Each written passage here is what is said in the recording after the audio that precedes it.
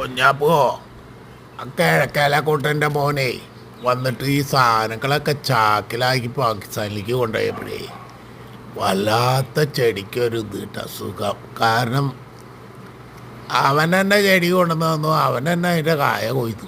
ഒന്ന് ആലോചിച്ച് നോക്കി, കാശ് നമുക്ക് കിട്ടിയെങ്കിലും കുഞ്ഞാപ്പ ഇത് എന്തിനാ അവൻ കൊണ്ടുപോയിണ്ടാവുക?